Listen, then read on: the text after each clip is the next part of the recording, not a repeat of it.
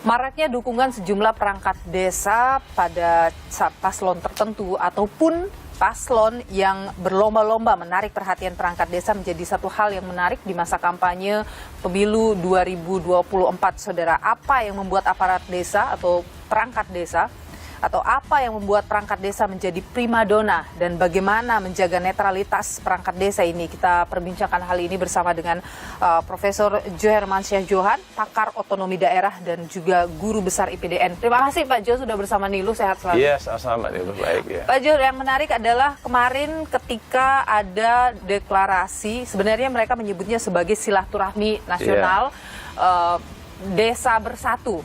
Iya. Anda melihat itu bagaimana? Iya. Itu kan kemasannya aja, ya packaging ya. Sebetulnya kan kita tahu dari liputan media juga arahnya memang itu memberikan dukungan. Bahkan di undangan yang tersebar juga yang kita baca itu adalah untuk deklarasi dukungan kan. Memang mereka menyebutnya itu bukan deklarasi, tetapi mereka memang mendukung gitu. Anda melihat itu bagaimana ketika perangkat desa yang aktif, kepala desa dan perangkat desa lainnya aktif ini, kemudian memberikan dukungan pada paslon tertentu? Itu melanggar larangan di Undang-Undang Desa. Itu ada klausul, aturan, larangan kepala desa. Larangannya ada. Kepala desa tidak boleh berpolitik praktis. Kepala desa tidak boleh dilibatkan, diikutsertakan dalam pemilu. Itu kan berarti sekarang kepala desa itu kan berpolitik praktis toh. Ya, yang kedua ada pelaksana nih yang mengajak mereka untuk hadir di satu acara. Nah, pelaksana itu berarti dia mengikutsertakan kepala desa untuk memberikan dukungan-dukungan terhadap pasangan calon presiden tertentu. Nah, itu juga melanggar larangan. Melanggar aturan artinya bisa sanksi dikenakan? Sebetulnya itu sudah bisa diproses. Bisa dijatuhkan sanksi administratif dulu, teguran, lisan, itu teguran tertulis oleh Pemda, oleh bupatinya, sampai bisa diberhentikan sementara kepala desa. Dan bahkan kalau masih mengulang, diberhentikan tetap sebagai kepala desa. Itu udah semuanya diatur dalam Undang-Undang Desa kita. Dan yang mengajak? Nah, itu ya sebagai pihak yang menjadi pelaksana event itu juga kan tidak boleh untuk melibatkan kepala desa berpolitik praktis. Nah, itu juga bisa dikenai sanksi lewat Bawaslu. Ya. Meskipun itu belum masuk masa kampanye ya? Nah, ya kalau sekarang kan memang belum masa kampanye. Kampanye kan baru mulai 28 November. Artinya tidak masuk dalam kategori? Memang kalau dari segi konteks Bawaslu itu bisa dipahami sebagai tidak masuk. Tapi pemerintahan itu kan bukan hanya soal-soal yang terkait dengan politik, perundang-undangan, legalistik, juridis formal. Tapi juga ada paham yang namanya etika dalam penyelenggaraan pemerintahan. Data dari kami begitu ya, kasus adanya perangkat desa yang terlibat dengan kegiatan paslon tertentu kan tidak hanya terjadi yang kemarin. Ada beberapa yang terjadi juga dengan paslon yang lain di beberapa daerah misalnya. Anda melihat nih, ini fenomena seperti apa sih?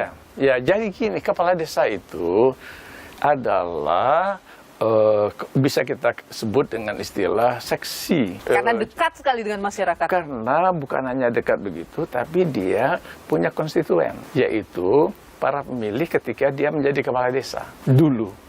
Nah, orang-orang itu umumnya kan desa ini masyarakatnya masih paguyuban, orang-orangnya lugu, sederhana. Itu kalau Pak Kepala Desanya arahkan pemilihnya, tentu dia menang kan menang misalnya separuh tambah satu gitu ya. Yang kedua, dia punya sumber daya kebijakan. Kepala desa itu bisa bantu bagi-bagi bansos kan? Nah, bansos itu kan bisa datangnya dari pemerintah daerah ataupun yang diturunkan dari pemerintah pusat. Kan ada namanya program perlindungan sosial. Jumlahnya ratusan T itu ya kan. Itu penyalurannya nanti antara lain salah satu pintunya lewat kepala desa. Nah, itu menjadi titik masuk yang membuat dia bisa mendapatkan suara. Karena Anda bicara soal bansos, ini Jokowi baru saja memperpanjang bansos ya.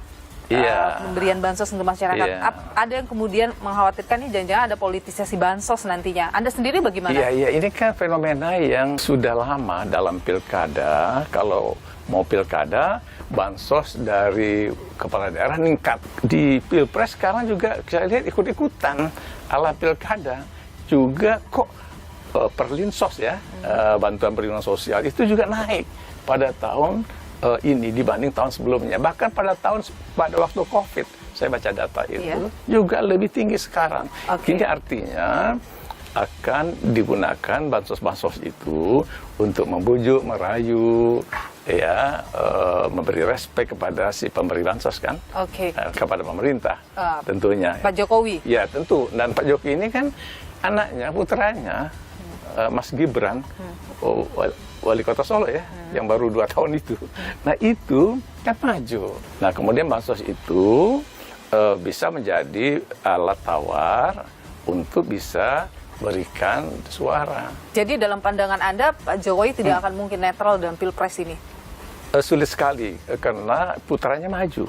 Itu yang harus dicegah. Bagaimana mencegah? Nah, mencegahnya gini, sebetulnya sederhana. Presiden Jokowi kalau mau menjaga netralitas yang sungguh-sungguh, ya, jadi bukan cuma basa-basi, maka dia menyatakan ketika masa kampanye ini digelar, ya, mulai tanggal 28 November sampai Februari tanggal 10 kan.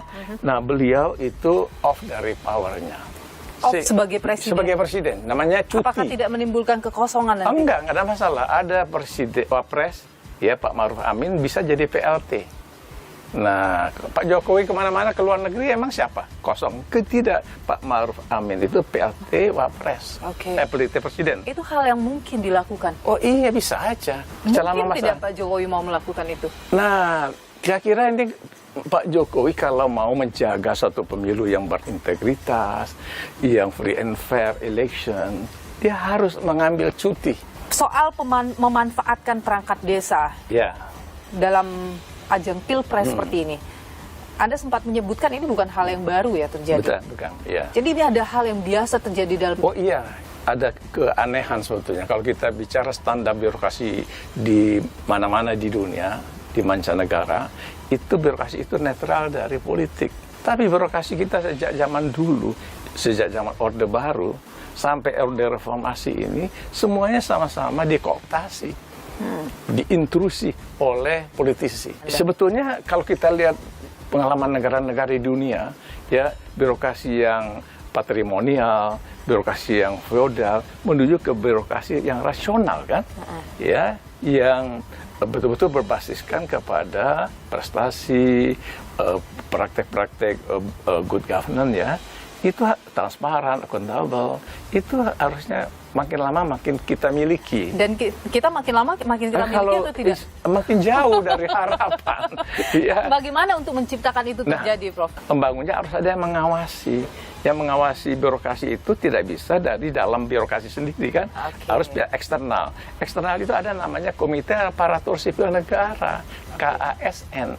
Itu KASN itu harus menjaga jangan sampai birokrasi dipolitisasi. Ada yang menarik juga dari Pak Jokowi ini yang mengeluarkan satu aturan yang baru ya, bahwa mereka yang maju di ajang pilpres, kalau dia berasal sebagai kepala daerah, itu sama juga menteri-menteri ya, tidak perlu untuk mengundurkan diri.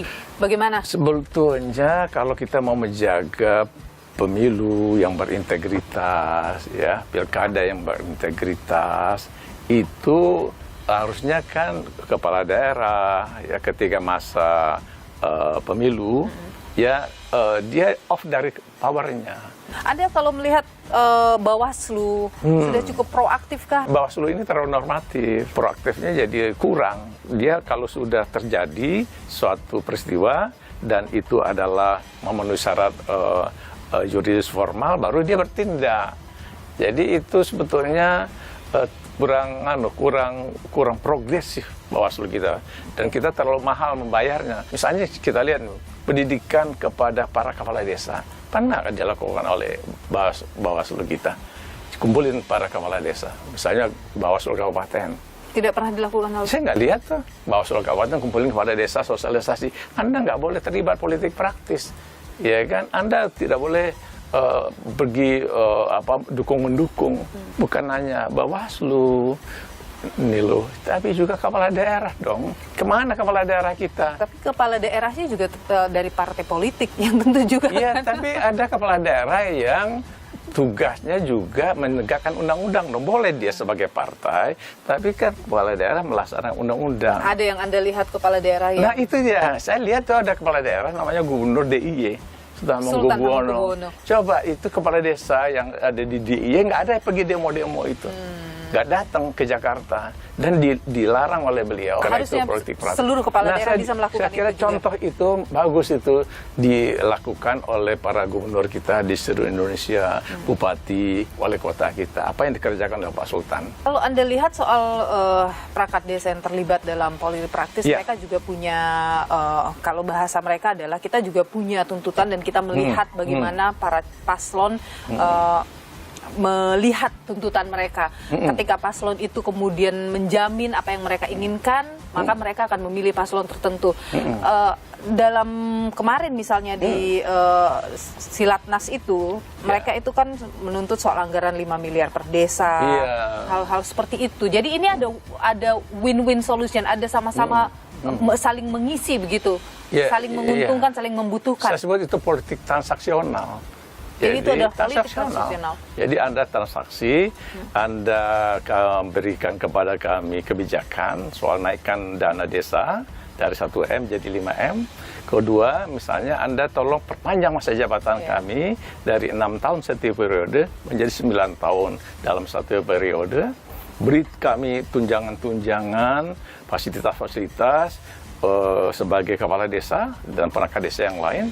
Itu betul-betul transaksi. Iyalah. Jadi itu undang-undang desa, bukan undang-undang kepala desa.